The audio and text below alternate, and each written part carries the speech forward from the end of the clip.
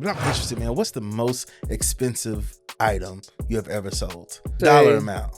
Dollar amount, I want to say between 38 and 40,000 one person. One person came in there and dropped 30 stacks. And you know, I was smiling all the way. Boy, I bet you was. In this episode of the Men to Men podcast, we're going to continue our conversation with my friend Jackie Kidd. This episode, he'll talk a little bit about his salvation experience and how all of his experiences as a kid helped him to become the man that he is today. He's one of the top salesmen at the company that he works for, and he even shared a story about how he made the store over $30,000 with one transaction. Let's jump into this episode. So, you're transitioning as an adult, right? You're coming from this relationship when you were younger, you know, not having your father around. You're transitioning into manhood. Like, how does that shape your perspective when you start to move into life after high school, being an adult, getting jobs and stuff like that, man? Like, how did that shape you as far as your mindset when it came to things like working, money, and all that kind of stuff, man? Well, I didn't have a choice. Yeah. Because I got married. We got married very young. Sonia was, in fact, her mother had to sign for her to get married. And she always say, I robbed the cradle. Because I'm 3 years older than she is. Man. Watch out now. But when responsibilities was upon me to take care of my family, it shaped me, it molded me.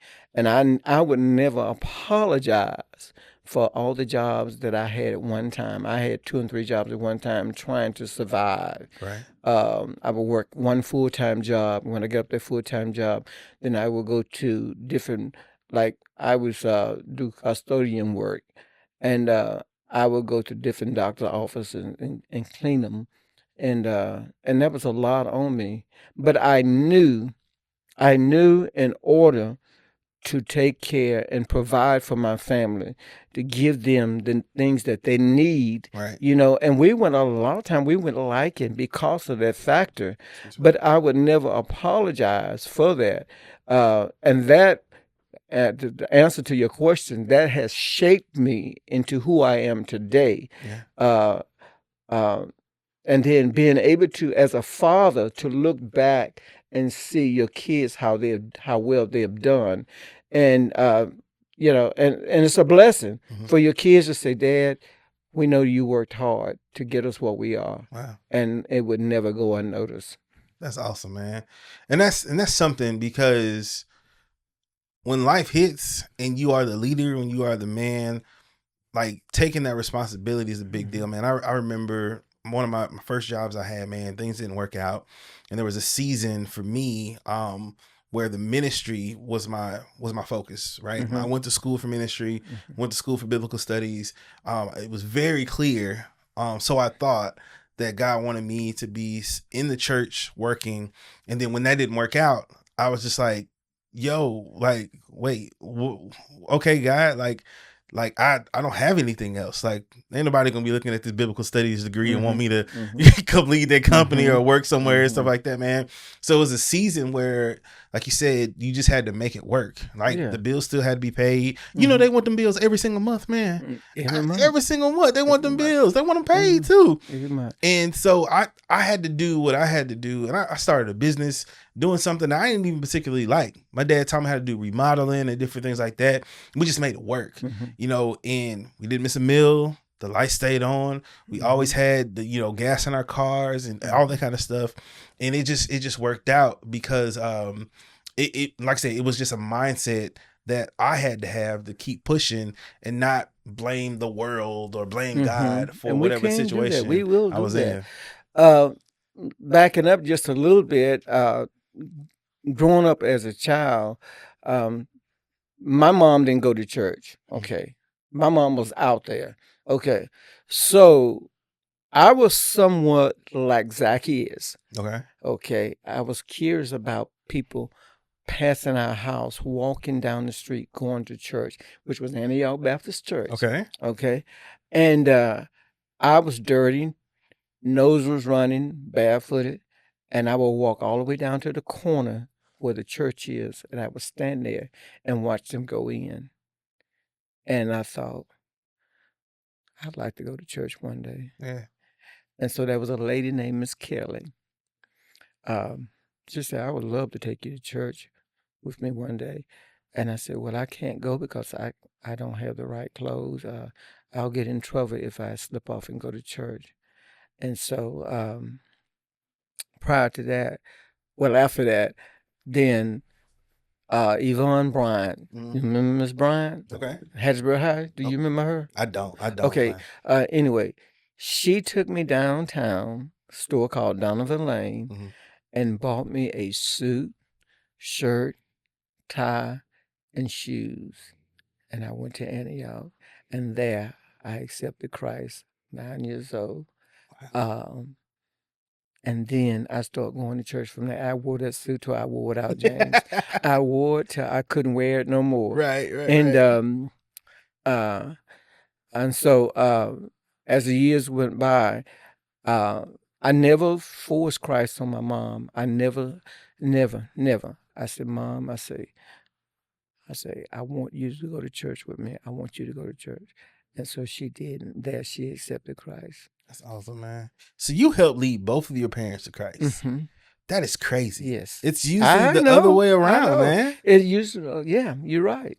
That is something, man. Yeah. And so the curiosity that God put inside of you, this yearning for something, right? Right. You see that, you get the opportunity, you go into church, man, people embrace you. Where they could have been like, go ahead, you little snotty nose, little nappy head little boy. Go ahead, you know, but they took you in, man. That says a lot about kind of like the approach we need to take just as Christ followers, period, man.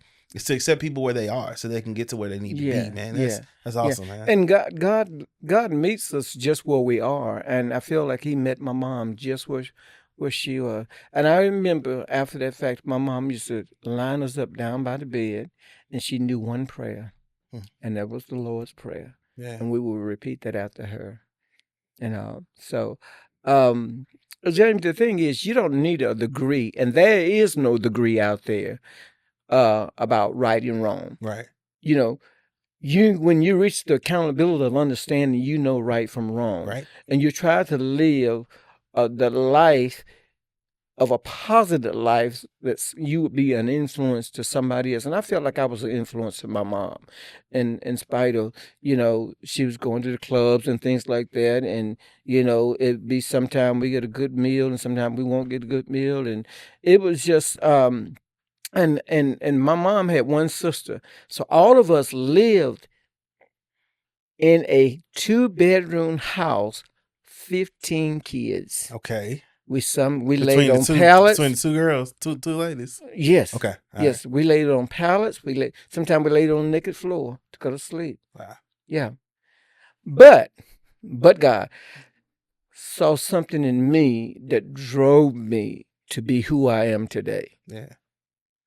That's something, man. Yeah. So where are you with your siblings as far as age? Are you the oldest, youngest, middle? I'm the second oldest. Second oldest. My dad had 2 other children, but my mom had 6 children, and I'm the second oldest. Were you the second oldest actually were living in the house, or were you the oldest in the house? No, I was somewhere in between. So in between. Yeah. So would you say, did you have leadership type of kind of poise about you in the house, or are you just another? I did. As a kid, I've always had a work ethic. Okay, I remember that you had I sold Coca-Cola bottles, root beer bottles, and that time you can get, I think it was a nickel a ball or something like that, and I would gather them to have some money. Yeah, gather them. And I would go rake people's yards just to have some money. So I've always had a work ethic and to want to have something. But my family sought me out different because of that factor. And even today, I'm kind of sought out different because I want to have something. I think anything worth having, you have to work for it. Right. Anything worth having in life. And I taught my kids this.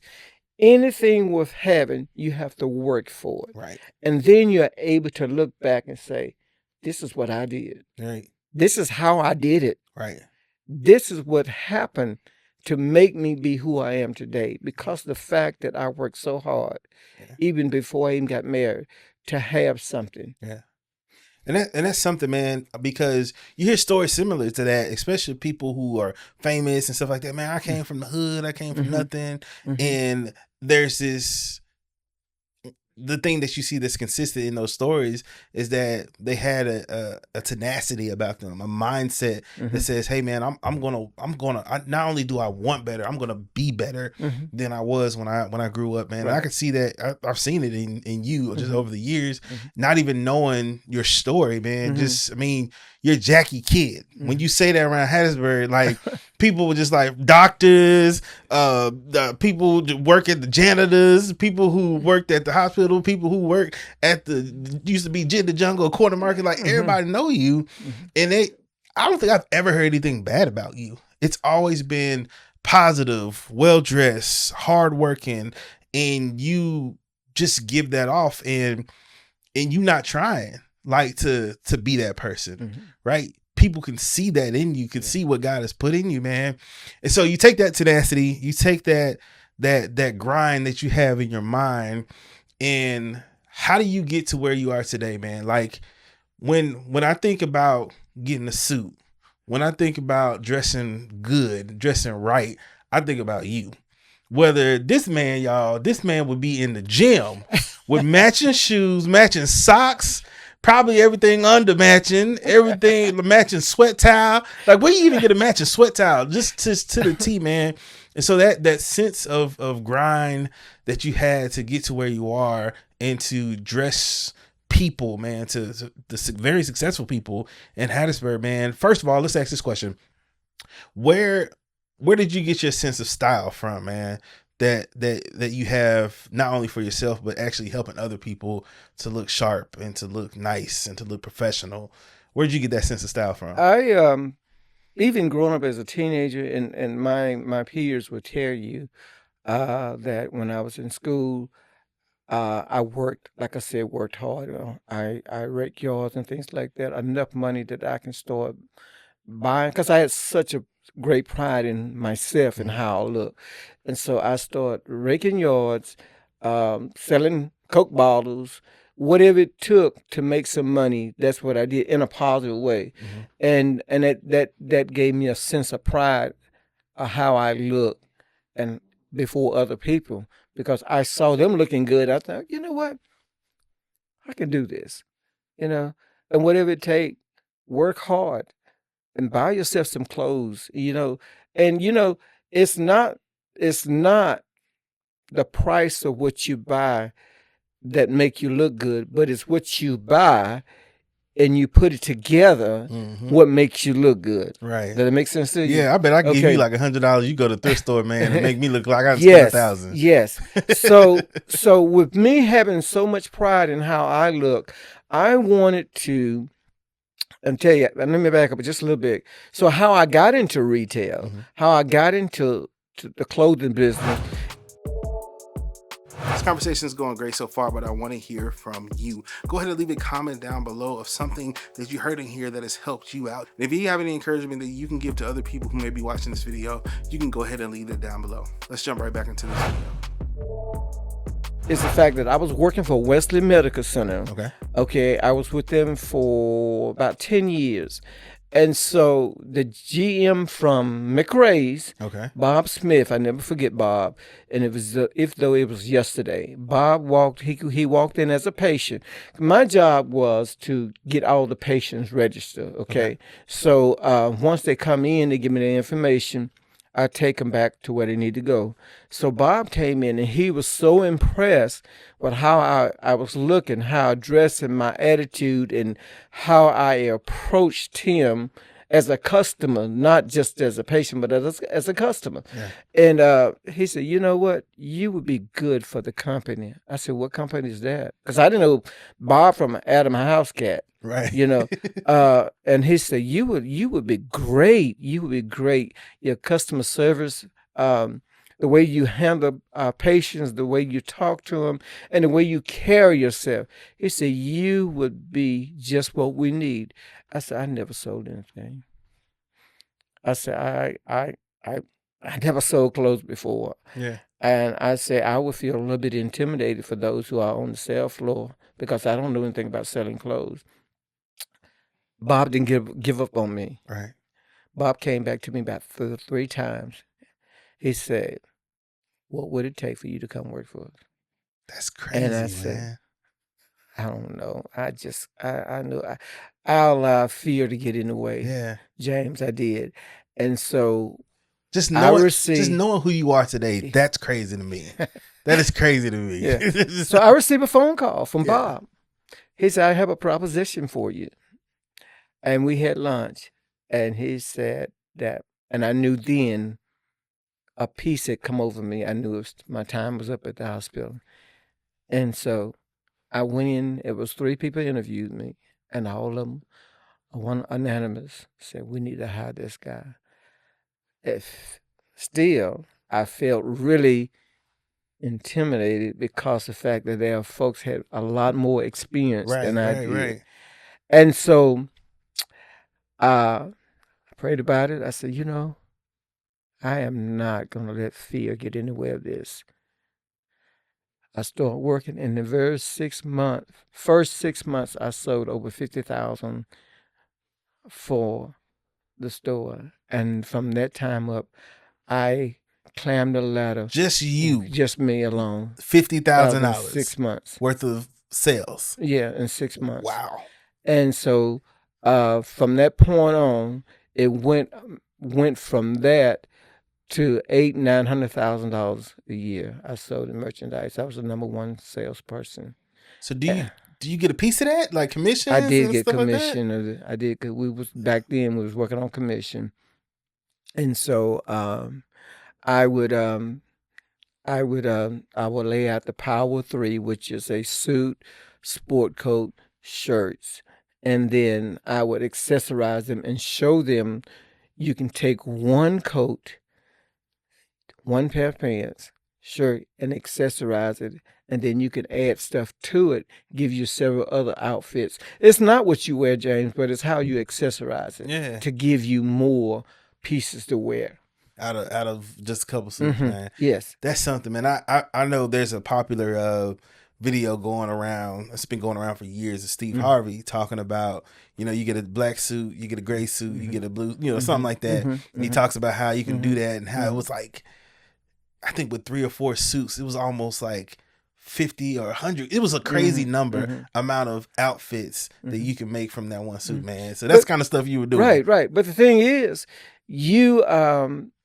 I would always say you start out with the basic. Okay. If you don't own a coat, period, start off with a navy blazer, then maybe get you some khaki pants or charcoal gray pants, blue shirt, white shirt. Those are the basics. So you can take that and twist it around where you got 3 outfits in one, just with that navy blazer, okay? Yeah. Dress it up or dress it down. Business casual. And a lot of times, James, people don't know the difference from formal wear, semi-formal, business casual, or just casual. They don't know the difference. Yeah. So I'm able for them to come in the store or come in or call me. I get phone calls all the time. I'm going to such a place. What do I wear? Can I send you some pictures of what I'm wearing? It's going to be yes and nay with me. Yeah. So it's not what you wear, it's how you accessorize it that gives you more for your buck. Yeah. So let's take a step back, man. I want to ask you, you don't have to answer it if you don't want to, but I'm interested, man. What's the most expensive item you have ever sold? Like just one thing or one sale, I guess. What's the most you ever sold? At one sale? Yeah. I want to say dollar amount. I want to say between 38 and 40,000. One person. One person came in there and then dropped 30 stacks, and then just walked out with just like. And I was smiling all the way. Boy, I bet you were. $30,000, $30,000 to $40,000. I mean, that is crazy. That is crazy. Is that recent? Is that at Richard Price or is that somewhere else you were? That's probably with Joseph A. Banks. That is something, man. That is something. What do you get for $30,000? You know, you got a wardrobe, or it's a whole new wardrobe. It could be somebody that got, burnt out, lost all the merchandise. It could be somebody that just have lost a lot of weight. Yeah. It could be somebody that just want to have a fresh start and taking on a new job and have to have a lot of clothes. So there's so many different reasons why people shop and gotta have clothes. And my thing is this, James. I can dress you. And I can tell you what you need. Mm-hmm. But more than that, I want you to feel good about what you wear. Right. And how you wear it. More than anything. And me making people feel good about who they are. Because guys have poor self-esteem too. Yeah. I've had guys that come in and say, man, I just don't know where to begin. Yeah. I don't know what goes with what. And I want to feel good about who I am again. Yeah. And they probably had, at some point they felt good about who they were, but they lost it. And we can get in a rambush where we can lose the fact of how we feel about ourselves. And how we feel about ourselves projects who we are in society. Yeah. Does that make sense to you? Yeah, for sure. For sure. So I would say you're a pretty confident person. I would say that, man. What encouragement would you give to a guy who's kind of in a rut right now, whether they're new to this whole working field and young, or a little bit older and kind of lost their little swagger, man? What kind of encouragement would you give to them? Just not even just with clothing, right? But just with a mindset, because you can dress up nice and feel good for a little bit, but there's still the mindset that you have to have, man. What kind of encouragement would you give to that person? The person that dresses up is still something could be liking. Okay. How I'm gonna do this, how I'm gonna do that. To the young man that's out there, just starting out and finished school and everything, and starting out with a new job and all. I think first and foremost, you need to set goals. Okay. And setting goals would take you further than you ever been before. If number one, you got student loans, okay?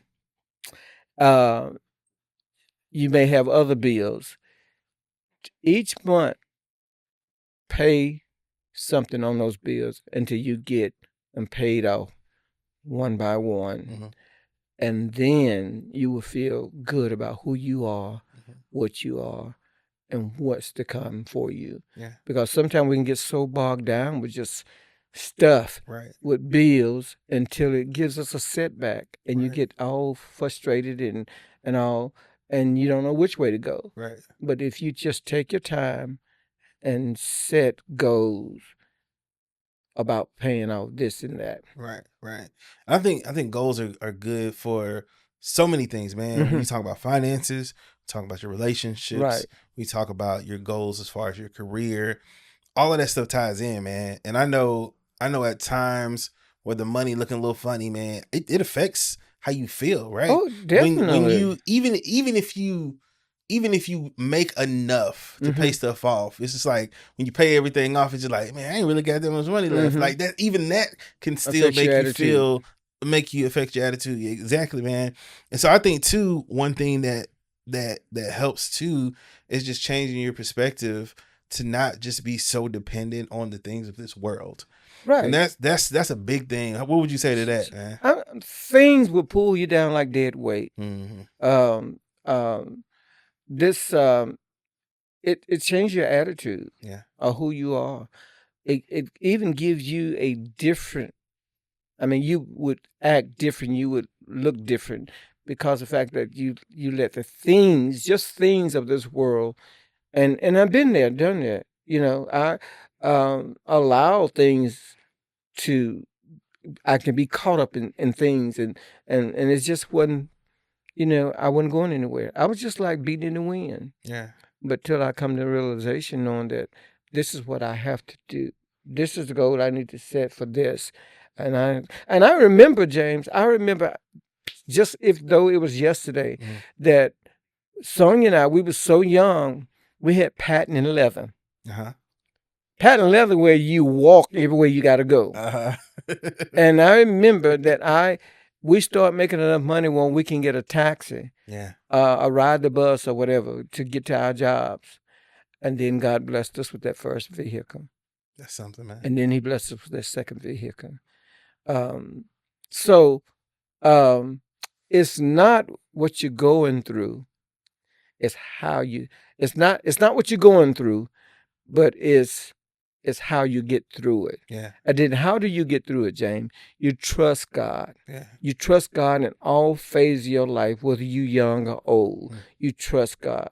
And if you don't trust God, then you trusted in something else, just not going to make it work. It's not. It has to be God. Again, I'd like to thank you for checking out this episode of the Man to Man podcast. If you did not check out part 1, make sure that you go back and check out that one. And if you are not subscribed, make sure that you are subscribed so that you can get part 3 that'll be coming out next week. We'll holler at you in the next one. Peace.